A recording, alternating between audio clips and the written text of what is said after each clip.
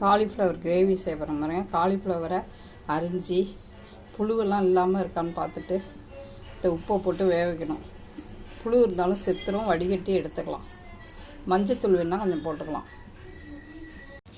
Cauliflower கிரேவிக்கு 3 தக்காளி, 3 பெரிய வெங்காயம் வெட்டி மிக்சியில் அரைச்சிக்கணும்.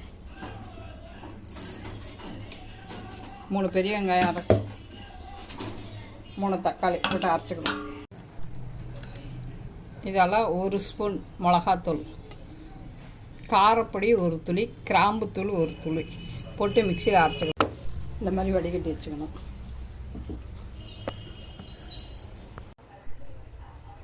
நெய் ஊற்றிக்கணும். நெய் ஊற்றிருக்கேன் கொஞ்சம். வெஜிடபிள் பிரியாணிக்கு அன்னாசிப்பூ, 2 பட்டை, 4 கிராம்பு, பிரிஞ்சி இலை, பெருஞ்சீரகம் இதை போட்டுடணும்.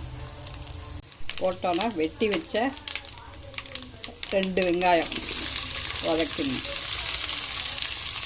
வெங்காயம் நல்லா செவந்தானே 1 பச்சை மிளகாயும் போட்டிருக்கேன், கொஞ்சம் இஞ்சி பூண்டு பேஸ்ட்டு போட்டிருக்கேன். இதையும் நல்லா 1 பெரிய கேரட்டு, பீன்ஸ் ஒரு 15-20 இருக்கும் அரிஞ்சு வச்சுருக்கோம் பாருங்க. இதையும் போட்டு வதக்கணும்.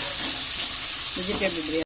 இதோட பிரியாணி மசாலா தூள் 1 ஸ்பூன், குழம்புத்தூள் 1/4 ஸ்பூன், சோயா மெட்டு இதோட போட்டுக்கணும்.